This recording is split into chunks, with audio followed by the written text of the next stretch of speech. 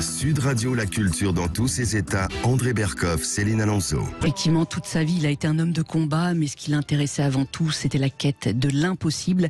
On va en parler, André, avec celle qui a été son rock pendant 52 ans, Dominique Tapie, André. Oui, je voulais dire aussi que c'est la première phrase de son livre, de ses mémoires, de sa première biographie, Gagné. Donc en 86, où il avait été effectivement interpellé par un jeune qui dit « Ah, je veux faire comme vous, mais moi je veux dominer, je veux dominer. » Il lui dit « Non, non, c'est pas de dominer vous-même et réussissez votre vie. C'est ça, de réussir sa vie. » Enfin, il en parlait très bien, c'était toujours ça. Et je suis très heureux de recevoir Dominique Tapie parce que, on va pas se le cacher, je connais les Tapis depuis 85, 84, 85 et on a été très liés et effectivement, je le dis parce que Bernard sans Dominique, ça n'aurait pas été Bernard Tapie. Je veux dire, il formait un couple. Il y avait une espèce de... Et Dominique Tapie, c'était vraiment, quand je dis le rocher de Gibraltar, c'est le rocher de Gibraltar. Elle était là. Si elle n'était pas là, franchement, ça n'aurait pas été du tout la même chose. Je parle même humainement. Et puis voilà, son livre, oui, La fureur de vivre, James Dean. Vous avez pensé à James Dean, Dominique. Mais je voulais dire en tout cas que c'est formidable parce qu'on dit toujours, vous savez, il n'y a plus de couple, il n'y a plus de relations, il n'y a plus de fusion. Non.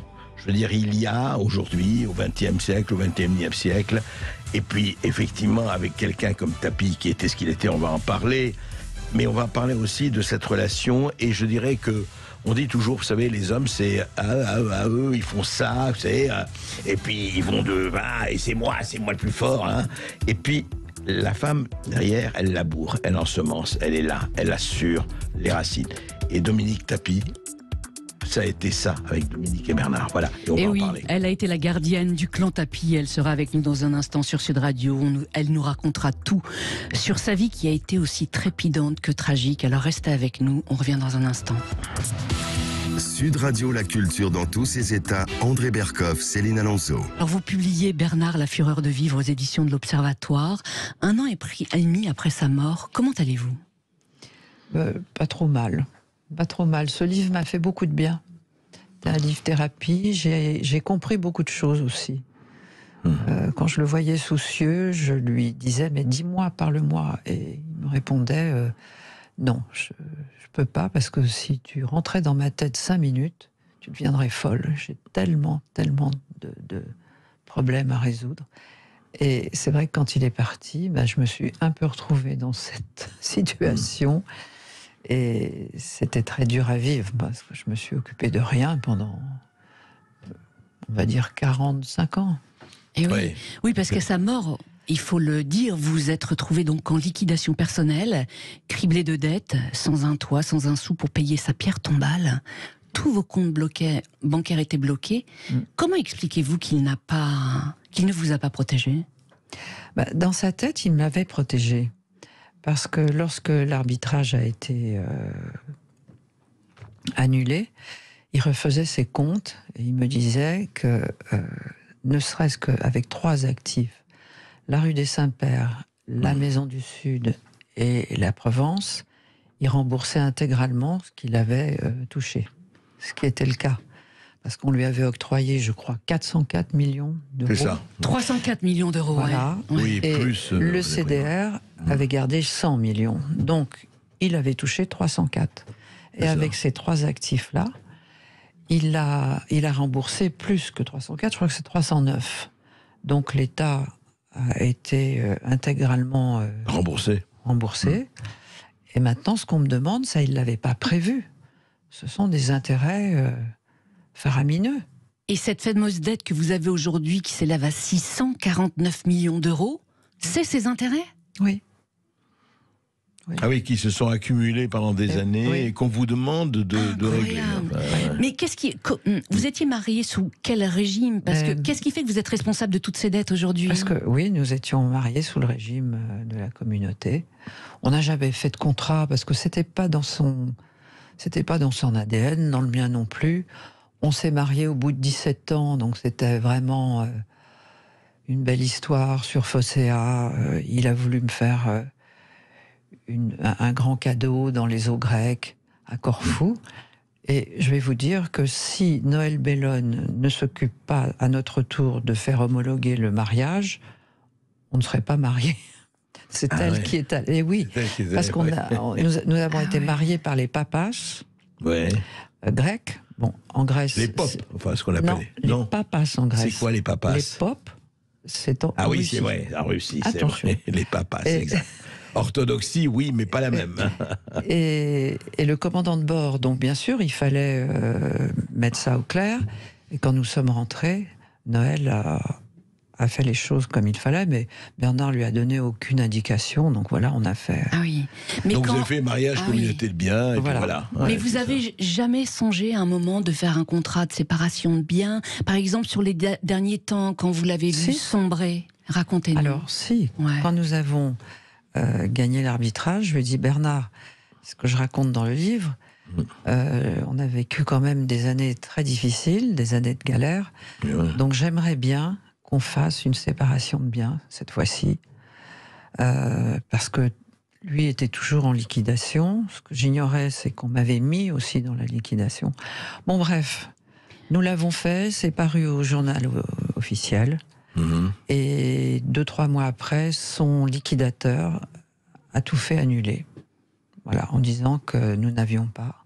Vous n'aviez pas le droit, c'est-à-dire parce que comment on peut faire annuler Oui, ça c'est encore quelque chose que je ne comprends pas, que je ne m'explique pas. Peut-être une juriste plus dense. Oui, pour expliquer. Tapis, encore une. Oui, incroyable. En fait, il n'avait rien mis à votre nom, parce que vous le racontez effectivement dans votre livre. Quand il a acheté cette sublime maison que vous aviez à Saint-Tropez, il vous avait dit elle est à vous. Vous pensiez qu'elle était à votre nom, en fait, c'est ça? Oui, mais je me suis vite aperçu qu'elle était au nom d'une société luxembourgeoise. Et c'est pour ça que je lui ai dit, mais elle n'est pas à moi, donc. Bon. Ah oui, ça a été terrible. Ça. En tout cas, effectivement, vous racontez que 4 mois après sa mort, ça a été les 4 mois les plus horribles de votre vie. Le pire a été d'apprendre que la vente de tous vos biens était rendue exigible immédiatement par le décès, même ceux que vous aviez achetés en nom propre, et ceux dont vous aviez hérité de votre famille. Oui. Et ce qui est terrible, ce que vous racontez, c'est que tout juste après son enterrement, 2 commissaires-priseurs débarquent chez vous, les fonds d'inventaire. Oui, c'est violent. Oui, c'est violent, c'est vrai, mais tout juste, c'est-à-dire presque le jour même, ou enfin très vite, quoi. Écoute, peut-être 15 jours après, 3 semaines, le temps d'organiser les obsèques, etc. Donc, mais c'était prévu, le CDR. Mais lui avait dit, moi vivant, personne ne mettra les pieds dans la maison. Voilà. Ah oui. Bon, elles sont arrivées, mais je dois dire qu'elles n'étaient pas vindicatives. On m'avait dit des horreurs sur l'une d'elles, et j'avoue que j'étais un peu fébrile. Et elle s'est présentée et elle m'a dit, écoutez, sachez que je suis désolée de ce qui vous arrive et que je regrette ce que je vais devoir faire. Donc déjà, il y avait peut-être une solidarité féminine quelque part. Et qu'aviez-vous le droit de garder ? J'ai rien gardé, puisque des meublants, ce qu'on appelle des meublants, c'est-à-dire je savais pas ce que c'était. Le minimum vital, c'est ça. Une table, une chaise, voilà, sans aucune valeur, bien sûr. Ah oui. L'épisode qui m'a vraiment mis hors de moi dans votre livre, c'est quand vous racontez, effectivement, votre mari avait vendu votre hôtel particulier de la rue des Saints-Pères avant sa mort à François Pinault. L'hôtel de Cavois, oui. Voilà, mais vous ignorez tout de l'acte de vente et des conditions du maintien dans les lieux. Et quand vous avez essayé de négocier avec Pinault de rester un peu plus, son attitude, elle a été incroyable. Oui. Effarante, son attitude. Oui, c'est vrai. Je l'ai contacté, justement, pour savoir ce qui allait se passer. Et je lui ai fait visiter la maison. Bon, il l'a regardé d'un air très désinvolte, comme s'il n'était pas concerné. Et il m'a dit, je ne comprends pas que vous vous retrouviez dans cette situation, comme beaucoup de gens d'ailleurs. Pourquoi Bernard n'a pas séparé ses affaires de sa vie privée? Bon, enfin, c'est comme ça, on ne peut pas revenir dessus. Et alors, que dois-je faire? Ben voilà, la maison a été vendue en mai. nous étions au mois de novembre, donc c'était 6 mois renouvelables. Donc en décembre, il faudrait partir. Et là, je suis tombée des nues, je me suis dit, mais... Et ça, c'était en novembre, c'est-à-dire 15 jours. Vous partez dans 15 jours, quoi, ou un mois. Enfin, oui. Ouais. Donc je lui ai dit, mais je suis incapable de partir, je ne sais même pas où aller, je n'ai pas d'argent du tout. Et c'est vrai que j'étais catastrophée. Et il m'a dit, proposez-moi une date alors. Et moi, dans ma tête, très vite, comme ça, j'ai pensé à la trêve hivernale. Donc j'ai dit, bah écoutez, peut-être en mars, fin mars. Bon, très bien. Et puis, il est parti. Et ensuite, il y avait un cabinet d'avocats qui gérait tout ça et qui avait fait passer le message à Jean-Louis en disant, en fait, il faudrait qu'elle parte fin janvier. Hein. Ce serait bien. Là, ce à quoi j'ai répondu que c'était impossible. On ne peut pas partir d'une maison immense où on a accumulé pendant des années. Et physiquement, c'était impossible. Oui, donc, j'ai dit, écoutez, si vous voulez, peut-être je vais essayer fin février. Ce que j'ai fait. J'y suis arrivée fin février. Mais j'ai pu partir aussi parce que Jean-Louis m'a pris un appartement. Jean-Louis Borloo qui m'a pris un appartement et il m'a logé. Ah oui, et Pinault ne vous a même pas accordé un défraiement pour ce départ accéléré, comme il se fait communément. Oui, alors j'ai su après que normalement j'aurais pu rester encore des mois. Mais bon, c'est pas dans ma nature de m'imposer. Voilà. Ouais. C'est pas vous, ça. Vous dites dans votre mort que après la mort, de Bernard Tapie, pendant des mois, vous l'avez maudit au point de regretter de l'avoir rencontré. Mais c'est vrai, parce que j'étais dans ce tsunami et je ne savais pas comment m'en sortir. J'arrivais plus à dormir, j'avais pas un sou, tous les comptes étaient bloqués, je savais que je devais partir, mais où ? Et là, je lui en ai voulu, mais c'est parce que je me retrouvais dans cette situation qui était incompréhensible. Et vous aviez songé au pire, hein, vous le racontez dans votre livre. Ben, j'étais extrêmement déprimée, fatiguée, parce que dans la journée, il y avait les commissaires, des experts qui... la maison, il y avait la ronde des experts. La maison était envahie.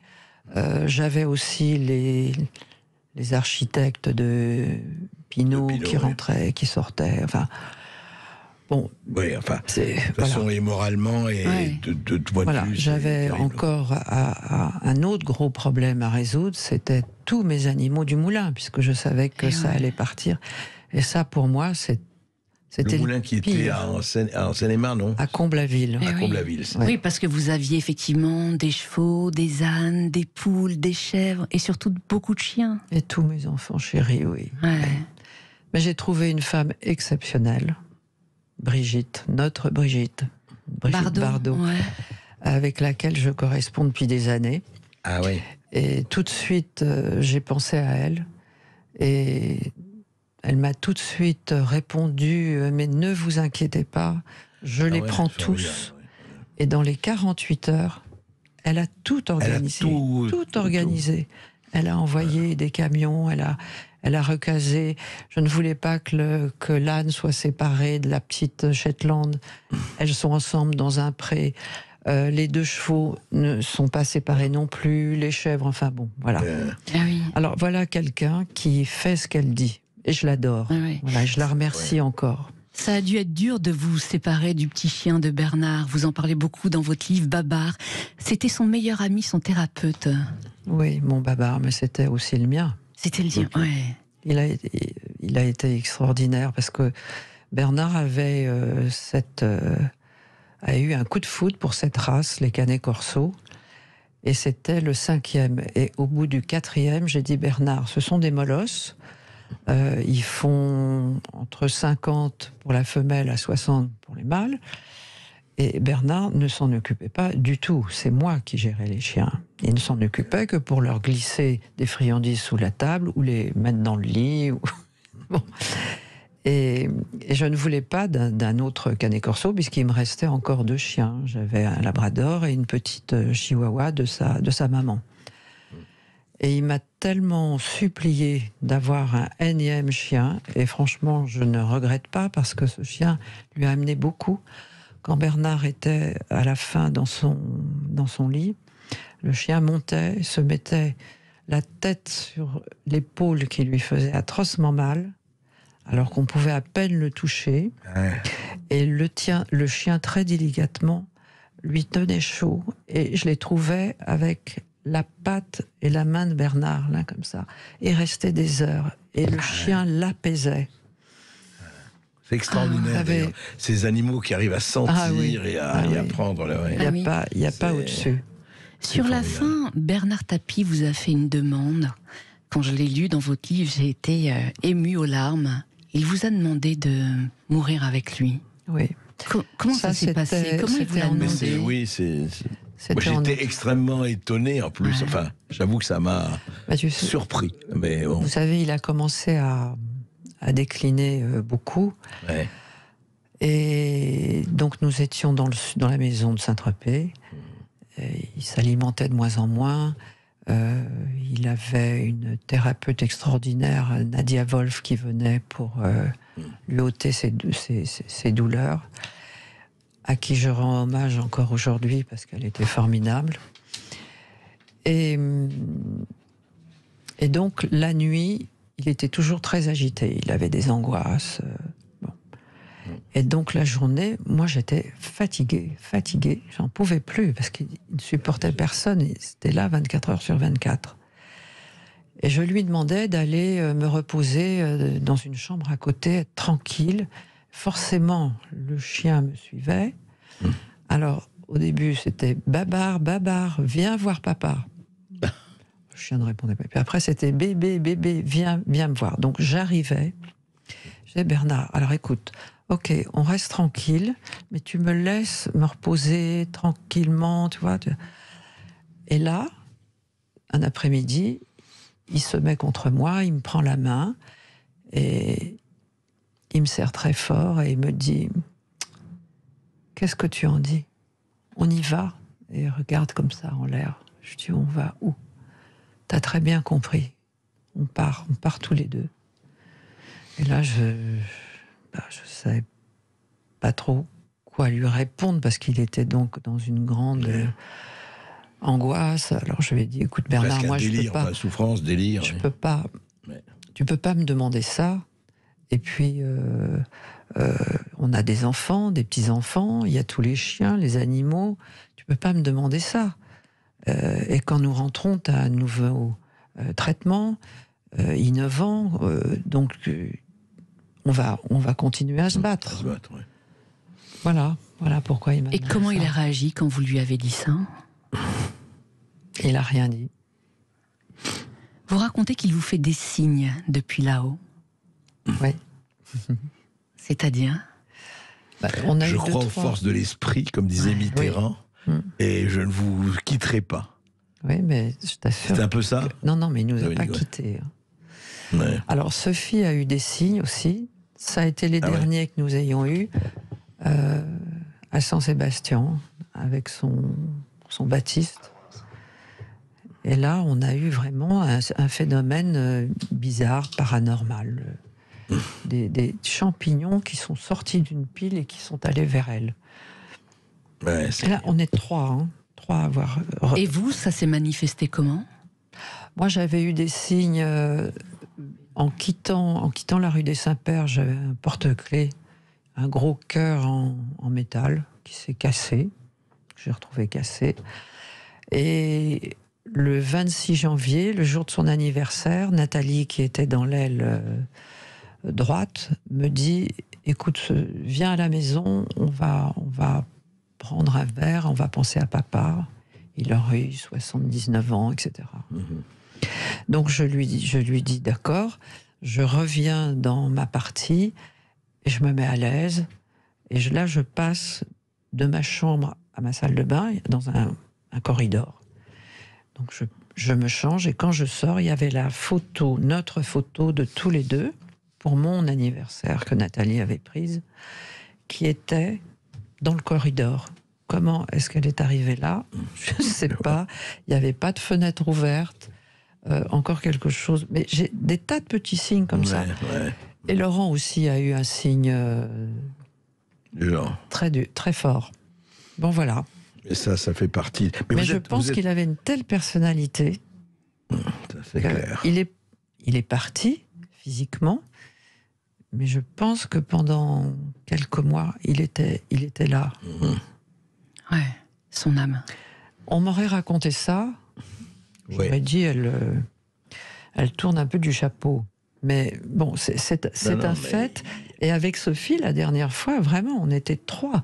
Parce qu'on venait de parler de ça. Il était fou des champignons. Ouais. Il nous en faisait tout le temps. Et là, on était dans un bar à tapas. Et je lui dis, écoute, on va prendre une assiette avec les cèpes. Comme ça, on a une pensée pour lui. Et devant Sophie, il y avait une énorme pile de cèpes.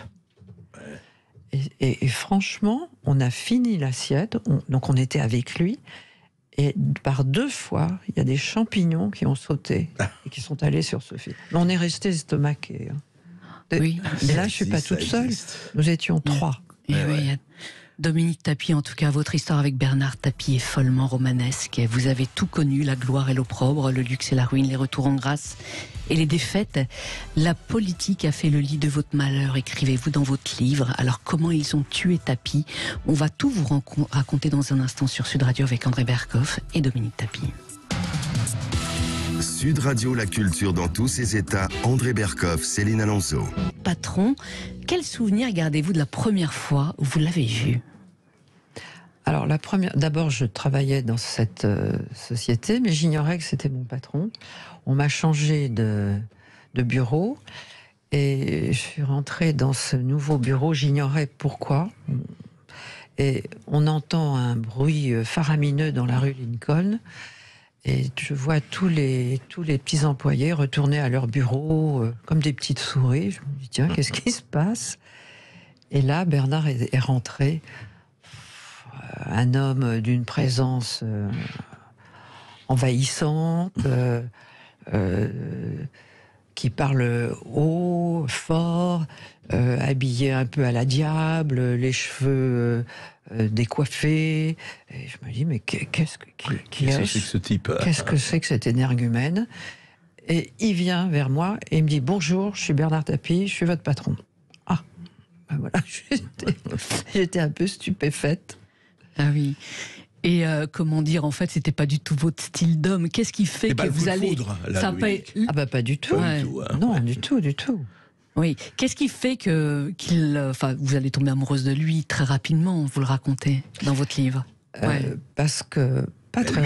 Lui d'abord. Pas très rapidement. Ouais. Pas très rapidement. C'est lui qui, d'abord... vous courtise, ouais. Et il avait son cheptel au bureau.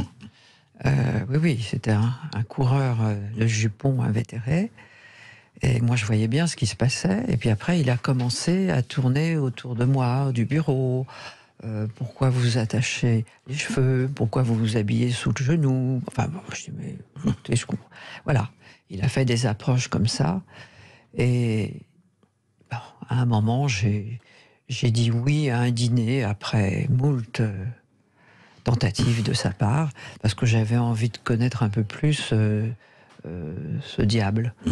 Eh oui. Quel était cet animal, quoi? Oui, parce que ce diable, effectivement, comme vous le dites, quand vous l'avez rencontré, il était marié, il avait 2 enfants, et comme... En plus. Et surtout, beaucoup de maîtresses, je voulais vous raconter ça dans votre livre.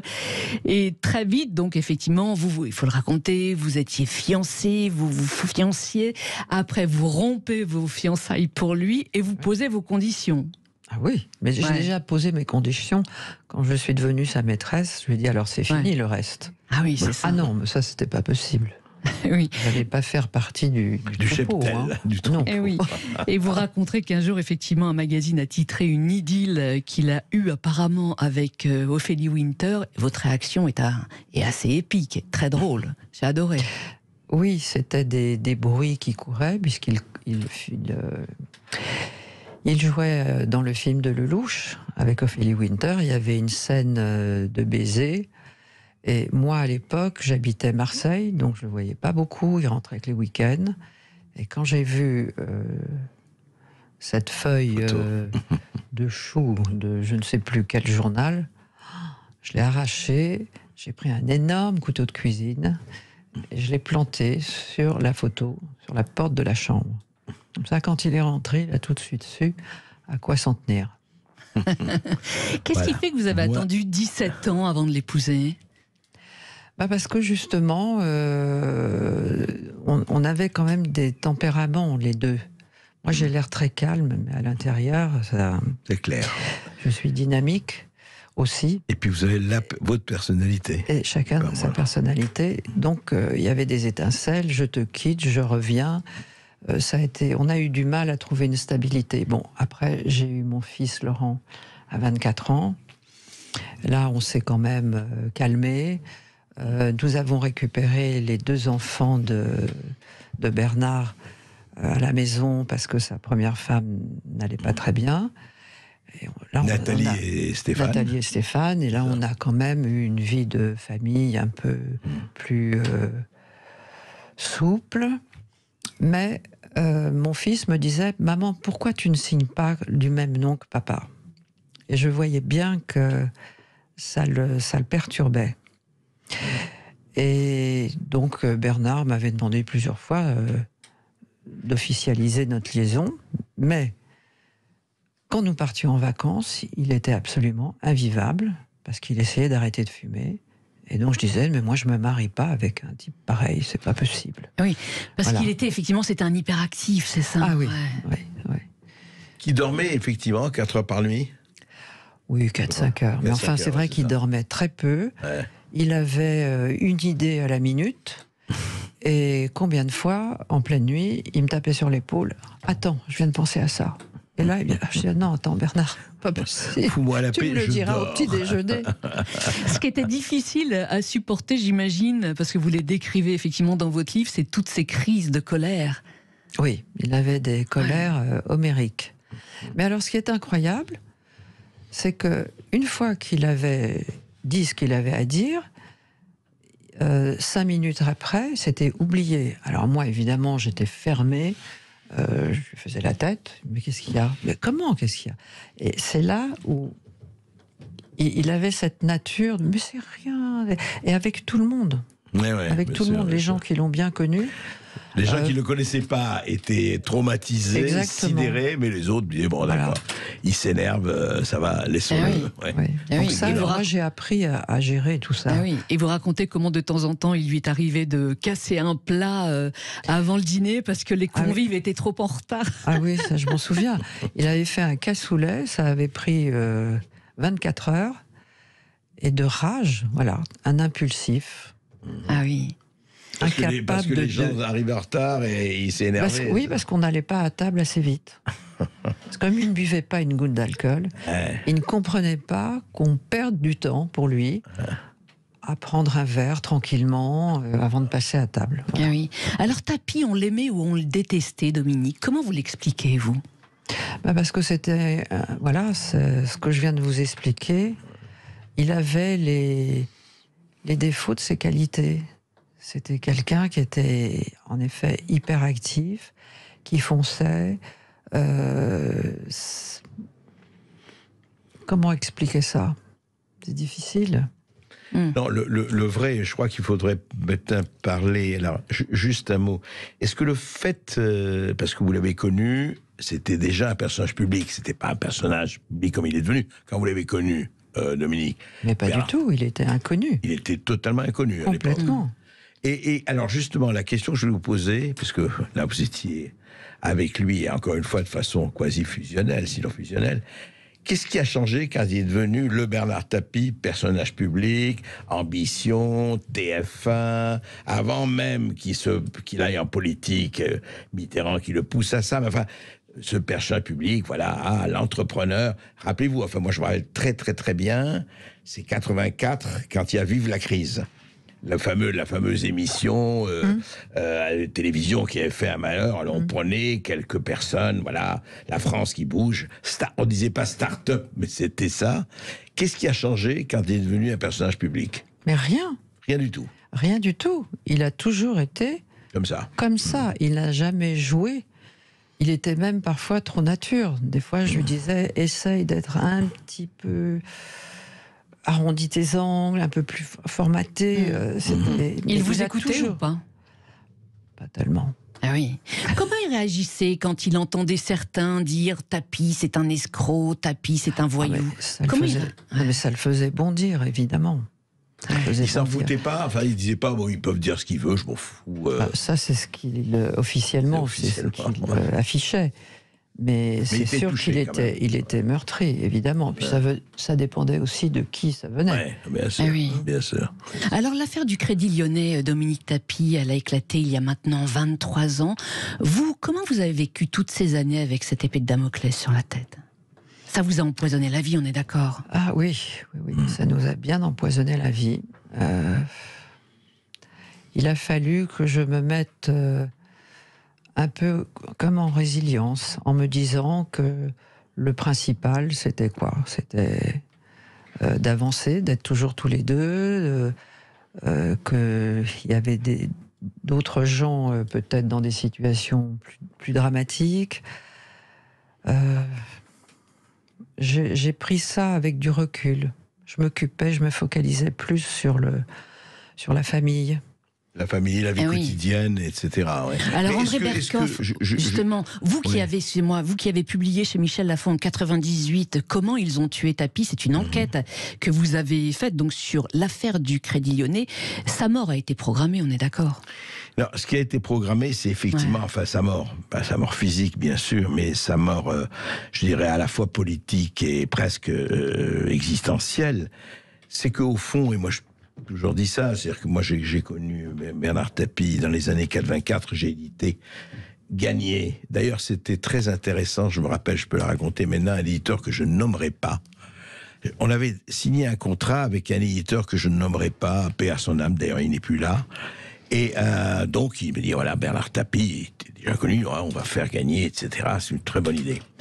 Et la veille du jour où on devait commencer, il m'appelle et il me dit, ça c'est une chose que je ne sais même pas si j'en ai parlé à Bernard. Et il me dit, ah non, je peux plus signer le contrat à Bernard Tapie. Je dis, mais pourquoi? Et il dit, parce que on m'a dit qu'il allait aller en prison bientôt. Je rappelle, c'était en 84. Je dis, mais qu'est-ce que ça veut dire? Oui, mais je ne sais pas, etc. Et résultat des courses, je dis, bon, écoute, c'est pas grave. Je suis allé chez Robert Laffont, l'éditeur Robert Laffont, qui a tout de suite signé.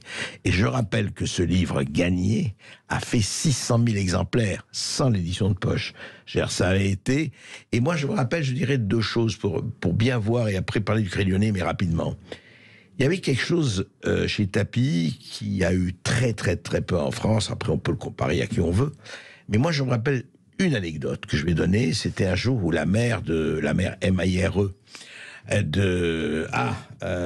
dans le Cantal, d'Aurillac, qui m'a dit, je serais ravi de recevoir Tapie, qui vient de faire un meeting, etc. Il entre en plein air, c'était en juin. Et je lui dis ça, il me dit, qu'est-ce que tu veux que j'aille faire à Aurillac? Il fait son numéro. Enfin, je veux dire, bon. Et je lui dis, mais si, écoute, s'il te plaît, c'est des gens sympas. Il dit, bon, mais alors, il paye l'avion, enfin, mon jet, que j'aille jusqu'à Aurillac. Pourquoi je raconte ça? Parce qu'il disait, bon, écoute, on va avoir 1500 personnes. Et donc, un après-midi, on va pour l'aller-retour. Il y avait 10 000 personnes. Les gens sont venus de toutes les régions environnantes. Et c'était donc avant la politique, c'est pour ça. Et voilà, il y avait ça. Et donc, ce qui s'est passé rapidement, parce que on est là pour entendre Dominique, c'est simplement que dans cette histoire du Crédit Lyonnais, qu'on pourrait parler pendant des heures, en fait... ça aurait été quelqu'un qui n'était pas en politique et qui ne gênait pas parce qu'il allait prendre la mairie de Marseille, etc. Donc il gênait à gauche, il gênait à droite. Il fallait l'abattre. Ouais. C'est-à-dire qu'il y a, je rappelle, je ne nommerai pas des noms, beaucoup de milliardaires d'aujourd'hui ou de millionnaires qui ont fait des choses pas spécialement, mais enfin, qui ont eu des choses un peu borderline et qui n'ont pas du tout été traités de la même façon. Mais eux sont jamais là en politique. Mais Et puis ils faisaient partie de l'establishment, ce qui n'était pas le cas de Bernard. Voilà, exactement. Ils étaient dans le système, ils étaient à l'intégration du système. Lui, il n'a jamais été dans le système. Il est venu en visiteur. Et on lui dit, mais qu'est-ce que tu fais là, toi? T'as rien à faire là. Donc il y avait beaucoup de gens, ils ne supportaient pas qu'il ne soit pas... C'est pas une question de fils d'ouvrier, de chauffagiste. Déjà, ça, c'est à jouer. Mais ce qui jouait surtout, c'est qu'il gênait complètement. Parce que quand moi je me rappelle très bien, encore une fois, je ne sais pas le nom, quand il s'agit qu'il ait la mairie de Marseille et qu'un jour ça puisse aller plus loin, et que Mitterrand, qui aimait bien le côté borderline, l'a appuyé beaucoup, mais c'était déjà la fin de Mitterrand, c'était le second septennat, il n'a pas supporté. Donc, ils se sont arrangés. Comme ils ne pouvaient pas le faire, je veux dire, physiquement ou politiquement, ils l'ont fait économiquement. C'est ça l'histoire du Crédit Lyonnais, je crois. Exactement. Pour résumer l'affaire du Crédit Lyonnais, il s'est fait arnaquer, Tapi. Il s'est fait arnaquer, c'est-à-dire c'est extrêmement simple. Je vais donner un cœur de maison. Voilà, vous êtes banquière, Céline Alonso, et vous êtes ma banquière. Et moi, je vous dis, voilà, j'ai ma maison à vendre. Ok ? Ma maison à vendre, vous en voulez combien, Berkoff ? Ouais, à mon avis, ça vaut 600 000 euros. Ah, très bien. Eh bien, je vous ai trouvé un client à 600 000 euros. Tu es content, tu prends. Enfin, bon, on va voir.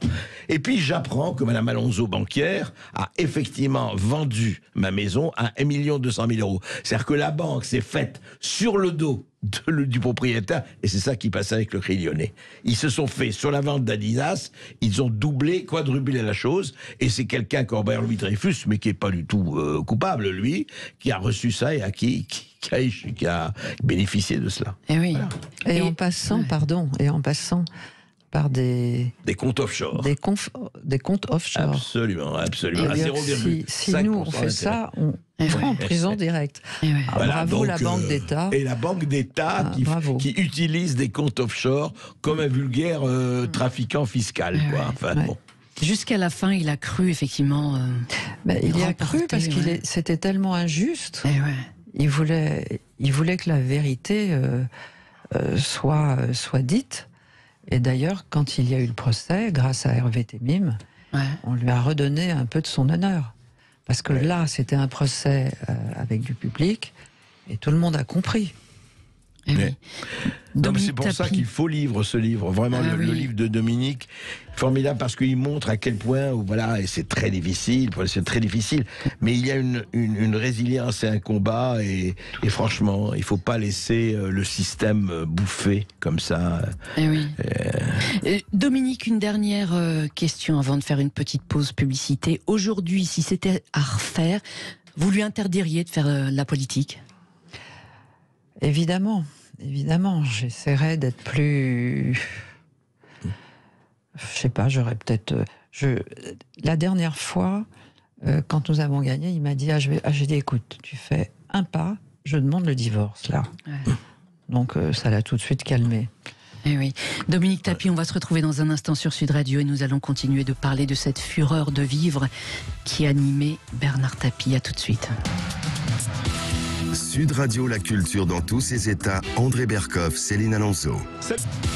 Sud Radio, la culture dans tous ses états, André Berkoff, Céline Alonso. Pourquoi il a choisi d'être enterré à Marseille ? C'est une idée qui lui a certainement été suggérée par Monseigneur Mouis, qui était venu le voir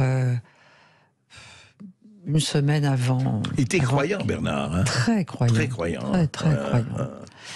Et donc, il a eu la visite de Monseigneur Mouis.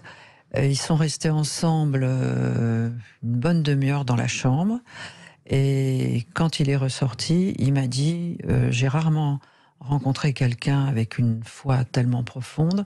Et il m'a demandé de faire son homélie. Et là, j'ai compris que ça devait se passer à Marseille. Mais nous n'en avions jamais parlé. Car jusqu'au bout, je pensais qu'il allait s'en sortir. Et c'était un sujet qu'on n'abordait pas. Et Monseigneur Mouis, pensez, il lui a... Enfin, si c'était lui, ça devait être Marseille, puisqu'il est... Bien sûr, puisqu'il est l'archevêque de Notre-Dame de la Garde, je crois. Oui, c'est ça. Et aujourd'hui, ce qui est vraiment... Mais Marseille, c'était important quand même pour lui, hein. C'était sa ville de cœur. Et quand tout à l'heure vous me disiez Bernard, on l'aimait, on l'adorait ou on le détestait, mais c'est tout à fait ce qu'on dit de Marseille. Voilà, ils étaient faits pour s'entendre. C'est très, très, très vrai. Et puis enfin, on ne va pas évoquer, mais moi, juste un mot, je sais qu'on arrive à la fin, mais je me souviendrai toujours on était partis ensemble et en avion, on était rentrés après OM Milan. la fameuse victoire de la Coupe d'Europe des Champions, et Marseille en feu, ouais. Marseille en fête, toute la nuit, le lendemain. C'est extraordinaire. Ah mais c'est fabuleux, c'est un de mes plus beaux souvenirs. Et pour lui aussi. Oui, lui qui aimait relever les défis, alors celui-là... C'était pas mal. Bravo. C'était pas mal. Vous aimeriez, Dominique Tapie, qu'une tribune au stade Vélodrome de Marseille soit rebaptisée à son nom ? Évidemment, je trouve que quand même c'est la moindre des choses. Ouais, ça me paraît... Est-ce qu'un hommage est prévu actuellement à Marseille ? Pas du tout. Je crois il n'y a que Laurent qui s'occupe de ça, qui a déjà trouvé un sculpteur pour faire un groupe avec les principaux protagonistes, et puis Bernard et la coupe. Mais... on n'a pas de retour, nous, en tout cas. De la ville de Marseille, je trouve ça insensé. Parce que vous savez, quand je vais au cimetière, il y a des écharpes, des fleurs, des peluches. Les supporters vont là-bas avant un match important. Donc il est toujours resté le boss. Il l'appelle. Et oui, et il le restera toujours, en tout cas. Avant de mourir, il vous a dit ceci: tout ce que j'ai fait, c'était pour t'épater, Dominique, être à la hauteur. En tout cas, il l'a été. Oui. Dominique Tapie, merci d'être venu sur Sud Radio. Je rappelle que votre livre, Bernard, la fureur de vivre, est paru aux éditions de l'Observatoire. Tout de suite sur Sud Radio, vous retrouvez Brigitte Lahaie.